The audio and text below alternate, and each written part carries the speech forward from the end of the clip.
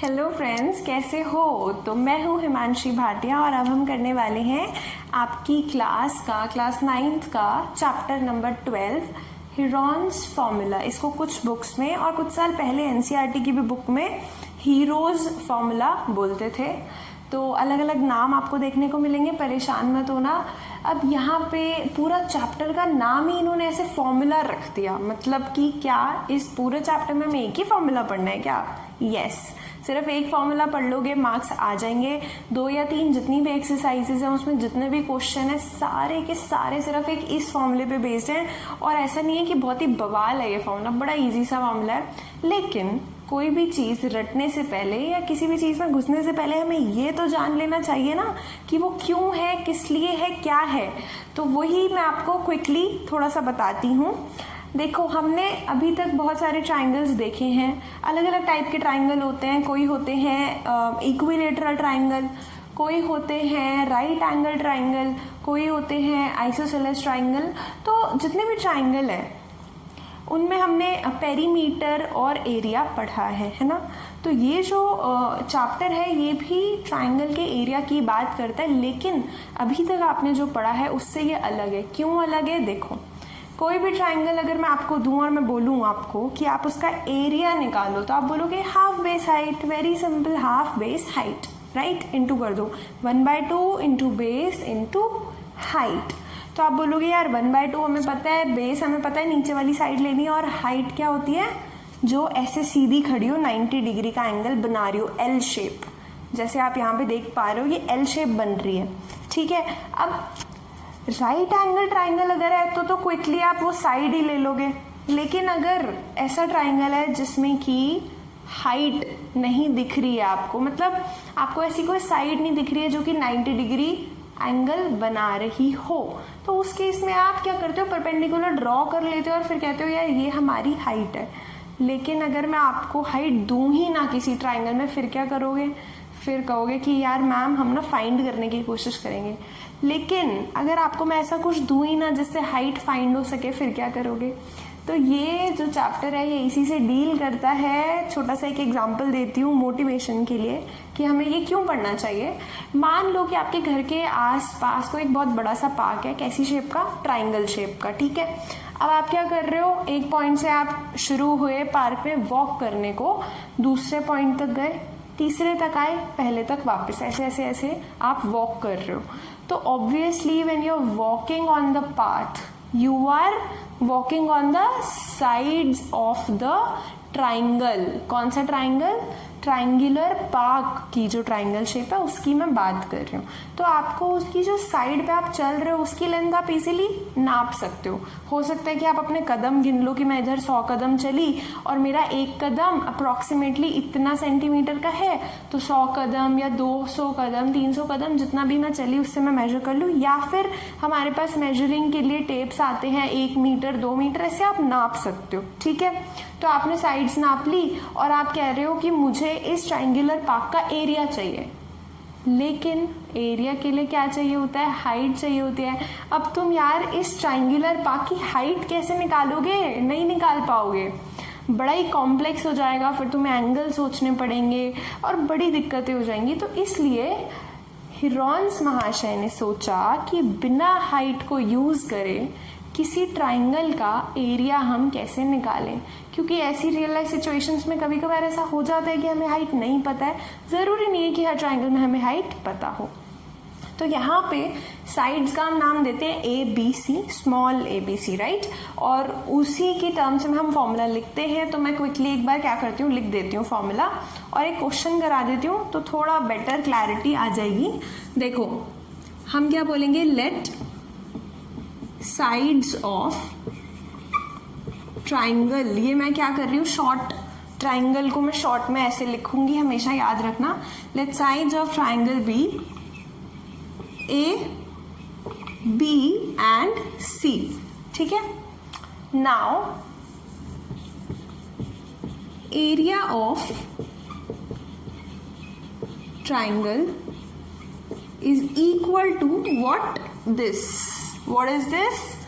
Big under root का sign, बहुत बड़ा सा अंडर रूट का साइन है, इसके अंदर बड़ा लंबा चौड़ा कुछ आने वाला है जो बहुत सिंपल है। क्या है, आपने क्या लिखना है, s और साथ में s minus A, s minus B, s minus C. ये क्या है भाई, मैंने क्या करा, तीनों साइड्स को, आई होप आपको दिख रहा है, मैं फिर से लिख रही हूँ, मैंने तीनों साइड्स को 1 बाय 1 लिया ए बी सी और उनको माइनस किया, किस में से, s में से, s minus A, s minus B और s माइनस सी। ठीक है, दिख रहा है, ये s माइनस सी लिखा हुआ है और यहाँ पे क्या लिख रही हूँ, s।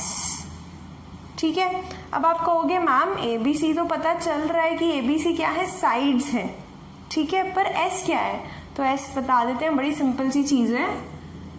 s मतलब सेमी पेरीमीटर, सेमी मतलब आधा, पेरीमीटर मतलब, पेरीमीटर पता है क्या होता है, बाउंड्री लेंथ का सम, सेमी पेरीमीटर मतलब बाउंड्री लेंथ के सम का आधा, सेमी मतलब half and perimeter is what, measurement, total measurement of boundary, पढ़ा है ना हमने। तो बस अब आप कहोगे कि यार ये तो बड़ा आसान है, हाफ करना है, किसका हाफ करना है, पेरीमीटर का। पेरीमीटर क्या होगा, तीनों साइड का सम, तीन साइड कौन सी, ट्राइंगल की तीन साइड हो गई ना, ए बी सी, तीनों को प्लस करोगे तो पेरीमीटर मिलेगा, हाफ कर दोगे तो सेमी पेरीमीटर मिलेगा और सेमी पेरीमीटर का नाम है s। तो s, s minus A, s minus B, s minus C, पूरे का अंडर रूट। अंडर रूट लेना बहुत बार बच्चे भूल जाते हैं, मत भूलना, अंडर रूट इसमें बहुत इंपॉर्टेंट है, ठीक है, वरना बहुत बड़ा सा आंसर आ जाएगा तुम्हारा। अब मान लो तुम्हारा बड़ा सा आंसर आ गया 49, आपने क्या करना है, उसका रूट निकालना है, पूरा अंदर अगर 49 आएगा, अंडर रूट करोगे आंसर आएगा 7, तो एरिया क्या आएगा 7। अब 7 कुछ नहीं है अपने आप में, 7 के आगे कोई यूनिट लगेगी, जैसे आपकी हाइट सेंटीमीटर या मीटर में होती है, लेकिन आपका वेट, आपका वजन सेंटीमीटर या मीटर में नहीं हो सकता, केजी में होगा, है ना। तो ऐसे ही एरिया का भी यूनिट होता है। जब मैं क्वेश्चंस या एग्जाम्पल्स कराऊंगी तो वहाँ पे यूनिट ज़रूर लिखूंगी, अगर नहीं लिखूं तो तुम लिख देना, ठीक है, ये गलती नहीं करनी, मैं पहले ही बता रही हूँ। तो ये फटाफट से आप नोट कर लो। हम एक छोटा सा एग्जाम्पल करते हैं। तो देखो यहाँ पे हमें ट्राइंगल ABC के बारे में बताया गया है। AB साइड है 3 सेंटीमीटर, BC जो साइड है वो है 6 सेंटीमीटर और CA जो साइड है वो है 7 सेंटीमीटर। हमें बोला गया है कि ट्राइंगल ABC का एरिया निकालो। ध्यान में रखना, ये बुक में भी यूज हो सकती है लैंग्वेज, इस तरीके से लिखने का तरीका होता है, एरिया ऑफ ट्राइंगल ABC को हम ऐसे भी लिख सकते हैं, या फिर सिर्फ हो सकता है A बना दे और अंदर ट्राइंगल ABC बना दे, या फिर हो सकता है स्मॉल AR बना दे, अंदर ट्राइंगल ABC बना दे। तो वो आपने समझ जाने कि हाँ इस चैप्टर के अंदर वो एरिया को ऐसे डिनोट कर रहा है। अलग अलग तरीके हैं बस एरिया ऑफ ट्राइंगल ABC को लिखने के, आपको फाइंड करना है। तो अब सबसे पहले अगर मैं प्रेजेंटेशन की बात करूं, इस चैप्टर के अंदर आपने एक ही फॉर्मूला है वो लिखना होता है, ठीक है। तो क्या करेंगे, देखो आप बोलेंगे कि एरिया ऑफ ट्राइंगल, या चलो पूरा लिख देती हूँ, फिर तुम्हें भी पूरा ही लिखना है। एरिया ऑफ ट्राइंगल, कैसा ट्राइंगल, जिसकी साइड्स कैसी हो, ABC हो। तो area of triangle with sides ABC, A, B, C is equal to under root के अंदर वो पूरी हमने कथा लिखनी है, ठीक है। साइड सिर्फ मेंशन करनी होती है, ऐसा नहीं है कि इसके फॉर्मूले के अंदर S भी आ रहा है, ABC तो आ रहे हैं तो ABC लिख दे, यहाँ पे S भी लिखना है, नहीं, S इन तीनों से ही मिलके बनता है। वो कोई ऐसा वेरिएबल नहीं है जो आप यहाँ पे इंट्रोड्यूस करते हो। ABC सिर्फ नाम है जो साइड्स के हैं, S ABC से बनता है तो उसको अलग से यहाँ लिखने की जरूरत नहीं है। So area of triangle with sides ABC is equal to S into S minus A into S minus B into S minus C। रटने वाली कोई बात ही नहीं है, अब तक तो बैठ गया होगा दिमाग में। क्या कर रहे हो, तीनों साइड्स ABC को माइनस कर रहे हो इसमें से, और फिर पूरे को s से मल्टीप्लाई कर रहे हो और फिर पूरे का अंडर रूट ले रहे हो। तो यहाँ पे area of triangle A, triangle बनाना था, triangle ABC is equal to, देखो जैसे मैं ये क्वेश्चन कर रही हूँ बिल्कुल वैसे ही आपने सारे क्वेश्चन करने हैं। अभी लास्ट में थोड़ा सा 1-2 चीजें बताऊंगी, ध्यान में रखनी है, पहले ये कंप्लीट कर लेते हैं। तो क्या आ जाएगा, अंडर रूट S ब्रैकेट में S माइनस A कितना है पहली साइड। देखो अब तुम यहाँ पे हो सकते है कंफ्यूज हो जाओ कि ABC ऐसे लें या ABC ऐसे लें या ABC कैसे लें, भाई ऑर्डर क्या रहेगा, कोई भी ऑर्डर ले सकते हो, डजंट मैटर। 3 साइड है, तीनों की वैल्यूज गिवन है, कोई भी ABC किसी को भी बना दो, कोई दिक्कत नहीं है। तो पहला मैं ये 3 ले रही हूँ, दूसरा 6 ले रही हूँ और तीसरा 7 हो गया, ठीक है ना। अब यहाँ पे हमने S तो निकाला ही नहीं, हमने गलती कर दी। तो हमने क्या करना है, देखो 2 तरीके हैं आपके पास, या तो आप पहले S निकाल लो उसके बाद आप ये फॉर्मूले में वैल्यू पुट करो, या फिर आप फॉर्मूला लिख लो, एक बार ABC पुट कर लो फिर बाद में आप S निकाल लो। तो कैसे भी कर लो यार, आंसर सही आना चाहिए, तरीका सही होना चाहिए। ये आगे पीछे करोगे इतना फर्क नहीं पड़ेगा, लेकिन फिर भी मैं यही बोलूंगी कि पहले S हम निकाल लिया करेंगे, ठीक है, ज्यादा अच्छा रहता है, ये स्टेप हमारा रिपीट नहीं होएगा वरना। तो अब हम यहाँ पे बोलेंगे, अब इस क्वेश्चन में मैं आगे निकाल रही हूँ वरना मैं पहले ही निकाल लिया करूंगी। S is equal to semi perimeter कैसे निकलता है, A plus B plus C और पूरे के अपॉन में 2। ये A प्लस बी लिखा है, I hope you understand my writing. Is equal to A कितना है, A कितना है 3, मतलब पहली साइड, दूसरी साइड 6, तीसरी साइड 7, पूरे के अपॉन में 2। ये कितना आ गया, 6 और 3 9, 9 और 7 16, 16/2 दैट इज व्हाट 8। आगे सेंटीमीटर, क्यों, सारा कुछ सेंटीमीटर में ही तो है। अब ध्यान रखो ऐसा नहीं हो कि आपको कुछ तो दिया हुआ हो मीटर में और कुछ दिया हो सेंटीमीटर में, तो दिक्कत हो जाएगी। हम जब क्वेश्चन करते हैं किसी फॉर्मूले में वैल्यूज रखते हैं तो हमेशा एक यूनिट में, ठीक है। तो हमारा ऐसा आ गया, अब हम वापस इसको इसमें पुट कर देंगे, इसको इक्वेशन 1 मान लो। या छोड़ो, डजंट मैटर, हम निकाल रहे हैं area triangle ABC is equal to under root के अंदर अब हमने S की वैल्यूज रख देनी है। इसको थोड़ा सा 3 + 6 + 7 अपॉन 2 में यहाँ पे ऐसे लिख रही हूँ, ठीक है ना, इज इक्वल टू 8 सेंटीमीटर आ गया। अब यहाँ पे मैं वैल्यूज रख रही हूँ, S की वैल्यू है 8 इंटू 8 माइनस 3 आएगा। अब देखो यहाँ पे मैं S की जगह पे 8 रख रही हूँ, 8 माइनस 3, 8 माइनस 6, 8 माइनस 7। तो यहाँ पे पूरा लिख के फिर अगले स्टेप में माइनस कर देना, लेकिन यहाँ पे मैं डायरेक्टली कर रही हूँ 8 माइनस 3 5, 8 माइनस 6 2, 8 माइनस 7 1, कितना आ गया जी, 8 5 ज़ा 40, 42 ज़ा 80, अंडर रूट 80। अब अटक गए। आप कहोगे कि मैम जब आप एग्जाम्पल बता रहे थे तब तो आप कह रहे थे 49 आएगा, रूट निकाल लेना 7 आंसर आएगा। अब 80 तो किसी का स्क्वायर ही नहीं होता, तो क्या करना है, घबराना भी नहीं है और इसको यहाँ पे छोड़ना भी नहीं है। एक तरीका है, क्या करना है, इसके फैक्टर करते हैं 80 के इस तरीके से फैक्टर्स करते हैं। देखो 1 नहीं भी लिखूं तो चलेगा ना, थोड़ी सी जगह बचा रही हूँ, है ना।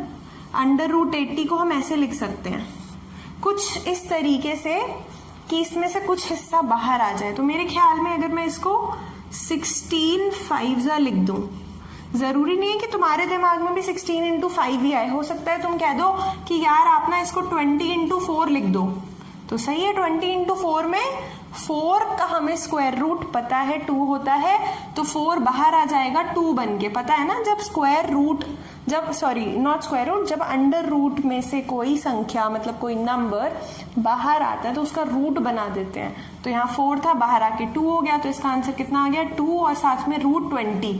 अब ये और भी टूट सकता है, 20 और भी टूट सकता है। कैसे, 20 को 5 इंटू 4 लिख देंगे, फिर से 4 2 बन के बाहर आएगा, तो एक और 2 बाहर आएगा और अंदर क्या रह जाएगा 5। तो 2 2 ज़ा 4, 4 इंटू रूट 5, 4 रूट 5 आएगा। तो ये कैसे निकाला था मैंने 80 को 20 इंटू 4 लिखा था, फिर उसके बाद 20 को फिर से तोड़ा। इसको दोबारा देखना अभी वीडियो को 1 मिनट पीछे करके, ठीक है, ये मेथड। अब आ जाओ इस पे, मेरी मर्जी है, मैं 20 इंटू 4 ना लिख करके 16 इंटू 5 लिख रही हूँ, ठीक है। तो अब 16 का रूट हमें पता है, 16 का रूट क्या होता है, 4 होता है। तो इसको हम इजीली अंडर रूट से बाहर निकाल सकते हैं 4 बना के, लेकिन रूट 5 को अंदर ही रखेंगे, ठीक है, क्योंकि 5 का जो हमें स्क्वायर रूट पता नहीं है। तो ये आ जाएगा बाहर 4 और अंदर रूट का 5। तो फिर से आंसर तो वही आ गया ना, आंसर कितना आ गया 4 रूट 5। लेकिन यहाँ पे जगह नहीं है इसलिए मैं नीचे लिख रही हूँ, यहाँ पे इसका यूनिट भी आएगा, यूनिट भी आएगा। और यूनिट हमारा सेंटीमीटर था, लेकिन आंसर सेंटीमीटर में नहीं आएगा एरिया का। आई थिंक मैं दोबारा इसको लिख रही हूँ फटाफट, थोड़ा सा उधर से, हमें जगह बचानी है। मैं चाहती हूँ पूरा एक ही बार में आ जाए। Triangle ABC is equal to under root 8 into 5 आया था यहाँ से, फिर यहाँ से 2 आया था। ये डॉट मतलब इंटू होता है, पता है ना, साथ में 1 है, डजेंट मैटर। तो ये आएगा अंडर रूट 80, ये हमारा आया था अंडर रूट 16 इंटू 5, और ये हमारा आया था 4 इंटू रूट 5। लेकिन एक बात मैंने आपको बोली है कि आपने याद रखनी है, याद भी रखनी है और समझा भी दूंगी मैं कि यहाँ पे यूनिट जो आपका साइड का था वो लिख के उसकी पावर में 2 चढ़ा देना हमेशा। क्यों? क्योंकि साइड जो होती है 1 डायमेंशनल होती है, सेंटीमीटर मीटर ऐसे आती है, लेकिन जब हम एरिया की बात करते हैं तो 2 डायमेंशन में हम पहुंच जाते हैं। 2 डायमेंशन में centimetre square, metre square, inch square ऐसे चलता है, किलोमीटर स्क्वायर। लेकिन जब हम वॉल्यूम में जाते हैं तो पावर 3 हो जाती है। अभी आप चैप्टर नंबर 13 जो इसके बाद पढ़ोगे, सरफेस एरिया एंड वॉल्यूम, उसके अंदर आपको जैसे ऐसे बोल देगा कि वॉल्यूम ऑफ स्फीयर बताओ, बॉल शेप जो होती है स्फीयर, या वॉल्यूम ऑफ सिलेंडर बताओ, तो आप तब आंसर जो दोगे वो क्यूब में देखो कि ऐसे दोगे कि the volume of the sphere is 4.3 centimetre cube power 3, वो अलग बात है। तो आपने क्या करना है, यहाँ पे इस चीज का ध्यान रखना है। अगर ये हटाओगे नंबर भी हटा देगी टीचर, नंबर पक्का कटते हैं इसके लिए, ये कोई भी टीचर बर्दाश्त नहीं करेगा अगर आपने गलत लिखा यूनिट। तो ये तो डायमेंशन के तरीके से मैंने समझा दिया। एक और ट्रिक भी है इसकी समझने की, क्या है, अगर सीखना चाहते हो कि ये स्क्वायर में क्यों आता है तो देखो, वरना नेक्स्ट 1 मिनट की वीडियो यू कैन स्किप। तो यहाँ पे 1, 2, 3, 4 फैक्टर्स हैं। सारा कुछ मान लो हमारी साइड सेंटीमीटर में है, ठीक है। तो ये सेंटीमीटर यहाँ से आएगा, यहाँ से आएगा, यहाँ से आएगा, यहाँ से आएगा। तो बेसिकली हम जब कैलकुलेट कर रहे होंगे ना तो सेंटीमीटर 4 बार आ जाएगा हमारे क्वेश्चन में। मतलब हमारे पास कोई भी चीज 4 बार मल्टीप्लाई हो रही है तो उसको उसकी पावर 4 बना सकते हैं। भाई सिंपल सी बात है, 2 into 2 into 2 into 2 is 2 to the power 4। तो यहाँ पे जो भी हमारे वैल्यूज थी वो सारी सेंटीमीटर में थी, तो centimetre into centimetre into centimetre into centimetre. Unit में मल्टीप्लाई नहीं हो रहा है, ऐसा नहीं है। मतलब आप बोलो कि यार नंबर्स मल्टीप्लाई करने हैं ना, वो बात ठीक है, लेकिन 4 बार यूनिट आया तो वो एक तरीके से यूनिट की पावर 4 बन गया। उसके बाद आपने उसका रूट निकाला, ठीक है। तो 4 का रूट कितना होता है, 2 होता है। तो ये आंसर आपका ऐसे रह जाता है रूट बनने के बाद, इसलिए ऐसे आ रहा है। ये समझे बात, ठीक है। तो यहाँ पे हमने ट्राइंगल ड्रॉ भी नहीं किया, फर्क नहीं पड़ता, मतलब जरूरत नहीं थी हमें तो हमने नहीं बनाया। सिंपल सा क्वेश्चन था, ऐसा इतना सिंपल क्वेश्चन एग्जाम में नहीं आता, लेकिन सिर्फ पहला मैंने ये थोड़ा सा एग्जाम्पल आपको बताया है। आगे के क्वेश्चन आप करोगे, बहुत सिंपल है, वर्ड प्रॉब्लम है, इंग्लिश समझ गए तो ये तो आराम से कर ही लोगे। सो 4√5 centimetre square is the area of this triangle, जिसकी ये साइड्स है, ठीक है। इतनी बात समझ आई है। अब मुझे क्विकली आपको 1-2 इंपॉर्टेंट पॉइंट्स बताने हैं, वो सुन लो। तो कुछ पॉइंट्स है, सिंपल है, बस लिखवा दिए मैंने, ध्यान में रखना, क्वेश्चंस करते वक्त आसानी होगी थोड़ी। पाइथागोरस थ्योरम मैंने सोचा कि चलो रिवाइज करवा दूं आपको, अगर याद नहीं है। Hypotenuse square is equal to perpendicular square plus base square. अगर नहीं याद है तो एक बार देख लो, पढ़ लो, रिवाइज कर लो। जहां पे भी 90 डिग्री आपको दिखेगा वहां पे आप ये यूज करके कुछ ऐसी वैल्यूज ऑब्टेन कर सकते हो जो आपको नहीं गिवन, और वो वैल्यूज आपको अल्टीमेटली क्वेश्चन सॉल्व करने में मदद करेंगी। ठीक है। दूसरा, always convert into common unit. As I told you, जब आप वर्ड प्रॉब्लम करते हो कई बार ऐसा होता है कि आपको एक क्वांटिटी तो दी हुई है किलोमीटर में, एक दी हुई है मीटर में, या एक दी हुई है मीटर में और एक दी हुई है सेंटीमीटर में। तो ये जो है बच्चा इग्नोर कर देता है, उसकी वजह से मेहनत पूरी होती है, फॉर्मूला सही होता है पर आंसर गलत आता है, नंबर नहीं मिलते। तो हमेशा याद रखो एक कॉमन यूनिट आप चूज कर लो। मान लो आपको मीटर सेंटीमीटर में दिया हुआ तो हम एक छोटा वाला यूनिट सेंटीमीटर उठा के उसको लेके चलेंगे। पूरा का पूरा माजरा, जितनी भी वैल्यूज हैं, जितनी भी क्वांटिटीज हैं, सबको सेंटीमीटर में ले आए और फिर हमने सॉल्व किया। और फाइनल आंसर जब भी आप निकालोगे तो आपकी मर्जी है, वो किसी भी यूनिट में दे सकते हो। कभी भी वो आपको पर्टिकुलरली ऐसा नहीं बोलते कि आप इसी यूनिट में आंसर दो। ठीक है। तो जब हम क्वेश्चंस करेंगे, एग्जाम्पल्स करेंगे तो और समझ में आएगा कि मैं क्या कहना चाह रही हूँ। तीसरा point, always use units for quantities. जैसा कि मैंने अभी भी बताया है, 7 सेंटीमीटर लिखा हुआ है तो 7 सेंटीमीटर ही लिखना है, छोड़ना नहीं है उसको। साइड का यूनिट लिखना है, एरिया का यूनिट लिखना है, बिल्कुल ध्यान में रखना है, इसकी वजह से मार्क्स कट जाते हैं। चौथा, ये ऐसे ही बस लिख दिया, हो सकता है आपके यूज में आ जाए क्वेश्चंस में, 1 मीटर में 100 सेंटीमीटर होते हैं, सही है ना। लेकिन यहाँ पे मीटर स्क्वायर और सेंटीमीटर स्क्वायर भी इन्वॉल्व है, तो अगर आपको साइड कन्वर्ट करनी है मीटर से सेंटीमीटर में आप ये यूज करोगे। लेकिन अगर आपको एरिया को कन्वर्ट करना है तो मीटर स्क्वायर में आपके पास एरिया आएगा तो उसको सेंटीमीटर स्क्वायर में बदलोगे, और 1 मीटर स्क्वायर में 10,000 सेंटीमीटर स्क्वायर होते हैं। अगर ये याद है, ये नहीं याद है तो भी कोई दिक्कत नहीं है। इससे इस पे पहुंचने के लिए सिर्फ एक छोटा सा स्टेप करा है मैंने, स्क्वायरिंग बोथ साइड। इसका स्क्वायर करोगे 1 का स्क्वायर 1, मीटर का स्क्वायर मीटर स्क्वायर, 100 का स्क्वायर 10,000। यहाँ 2 जीरो है तो यहाँ 4 जीरो आएंगी, करके देख लो, 100 इंटू 100 यही आएगा। और सेंटीमीटर का स्क्वायर सेंटीमीटर स्क्वायर। ठीक है, सिंपल सी चीज थी, काम आती है इसलिए लिखवा दी। Next point, simplify roots as much as possible. तो जैसे कि अभी हमने 2 मिनट पहले एक एग्जांपल किया था, √80 अगर आपका आंसर आ रहा है तो ऐसा नहीं है कि √80 पे छोड़ दिया। अगर मान लो √8 आ रहा है आंसर, तो √8 को ऐसे नहीं कि वहीं छोड़ दो, आप सोचो कि यार क्या ये टूट सकता है। 8 को मैं 2 इंटू 2 इंटू 2 या 4 इंटू 2 लिख के कुछ सिंप्लीफाई कर सकता हूँ या कर सकती हूँ। कई बार ऐसा होगा कि आपका फाइनल आंसर सिंप्लीफाई करने के बाद आपने पूरा क्या करा, तोड़ तोड़ के फैक्टर बना के बाहर लिया और फाइनल आंसर आपका आ रहा है 16√3 मान लो। तो तब आपने ये बात ध्यान में रखनी कि क्या उसने क्वेश्चन जो गिवन है आपको क्वेश्चन, उसमें आपको ऐसा दिया हुआ है कि यूज √3 इक्वल टू दिस 1.73। कई बार ऐसा होता है कि ना आपको क्वेश्चन के बिगिनिंग में ही, मैं बताती हूँ इस बात से मैं क्या कहना चाहती हूँ।